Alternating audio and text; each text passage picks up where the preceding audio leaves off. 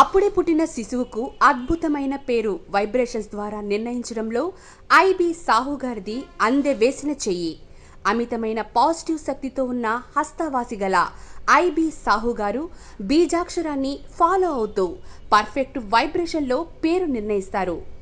Date of బర్త్కి 95% బలం కల పేరును వైబ్రేషన్ పద్ధతిలో సెట్ చేసినప్పుడు మీ బిడ్డ జీవితం అద్భుతంగా ఉంటుందనడంలో సందేహమేమీ లేదు. ఎంతో మంది బిడ్డల జీవితాలకు అదృష్టవంతమైన శక్తివంతమైన పేర్లు నిర్ణయించిన శక్తి 27 సంవత్సరాలుగా అపార అనుభవం ఐబి సాహు గారి స్వంతం.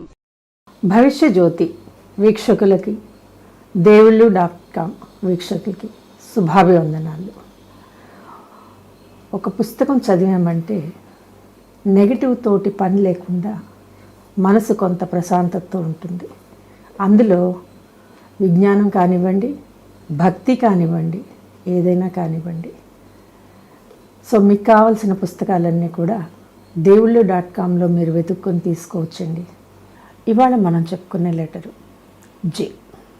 జేలో ఒకటికి కిరీటంలా ఉండేటటువంటి గీత ఉంటుందండి. ఒకటికి కిరీటం అన్నమాట. మీకు చాలా ఉదాహరణలు చెప్పచ్చండి నేను. జే అక్షరము ఎటువంటి శక్తిని ఇవ్వగలదు అనేదానికి ఉదాహరణ. దివంగత ముఖ్యమంత్రి తమిళనాడు జయలలిత.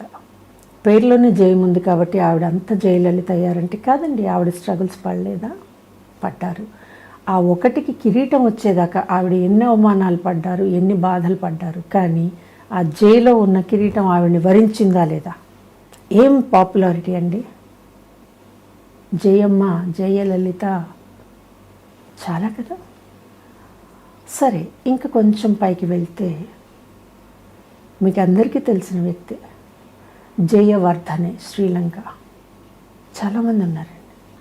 ఒకప్పుడు పేర్లు జయలక్ష్మి, జయ విజయ ఇలాగ జయతోటి కూడుకుని ఉండేవి. అంటే జీవితం జయంగా ఉండాలి అనేటటువంటి అర్థం.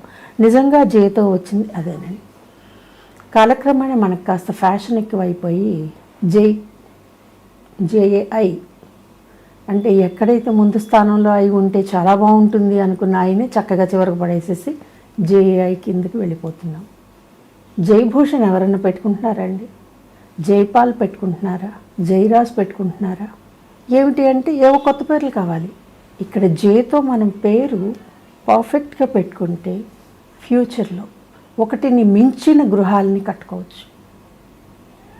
ఒక మామూలు స్థాయి ఫ్యామిలీలో ఉన్న అబ్బాయికి మనం ఒక జే అని ఇచ్చామనుకోండి, జేతో పేరు ఇచ్చాం. ఒక ఫార్మా కంపెనీని సాధించగలిగిన కెపాసిటీని మనం పుట్టినప్పుడే అతనికి కట్టబెట్టేశాం. ఊరికే రావండి పేర్లు, గుర్తుపెట్టుకోండి. ఊరికే రావు. అక్షరం ఎక్కడ ఉండాలో నిర్ణయించబడి ఉంటుందండి. అక్కడే ఉండాలి ఆ లెటరు. అది తప్పకూడదు. పొరపాటును కూడా సెకండ్ ప్లేస్లోకి వెళ్ళకూడదు. పేరు చివరికి రాకూడదు. ఒకవేళ పేరు చివరిలో జే వచ్చిందనుకోండి, దాన్ని మార్చేసి మేము జడ్ పెట్టేస్తున్నాం. రాజ్ అని వచ్చిందనుకోండి, కుదరట్లేదు. అప్పుడు ఏం చేస్తున్నాము? ఆర్ఏ జడ్ పెట్టేస్తున్నాం. అసలు జేనే తీసేస్తున్నాం కదా. జేని తీసేస్తే లైఫ్లో ఎన్ని కోల్పోవాల్సి వస్తుందో మీకు తెలుసా అండి? ఒకవేళ కంపల్సరీ అక్కడ జడ్ ఉండాలి అంటే రాజులో ఆ వ్యక్తి ఖచ్చితంగా 7వ తారీఖున పుట్టి ఉండాలి. అప్పుడు జడ్ పెడదాం. కానీ 3వ స్థానంలో ఉన్న జేని మనం 4లోకి పంపించామనుకోండి, ఆర్ఏఏ జే వేసామనుకో, అద్భుతం. చాలా క్వాలిఫికేషన్స్ ఉంటాయండి, డిగ్రీస్ ఉంటాయి, మంచి పర్సంటేజ్ ఉంటుంది. కానీ ఇంటర్వ్యూలో ఫెయిల్ అయిన వాళ్ళు ఎంతమందో ఉంటారండి. అటువంటి వాళ్ళ దాంట్లో జే ఎక్కడుందో చూసుకోవాలండి. సో జే మీకు ఉద్యోగపరంగా అభివృద్ధిని అద్భుతంగా ఇస్తుందండి. చాలా కష్టాల్లో ఉన్నటువంటి వ్యక్తికి కనుక పేరులో జే మైనస్లో ఉంటే మనం ప్లస్లోకి వేసామనుకోండి, దాన్ని చక్కగా ఫాలో అయితే ఆ బిజినెస్ సక్సెస్ అవుతుందండి.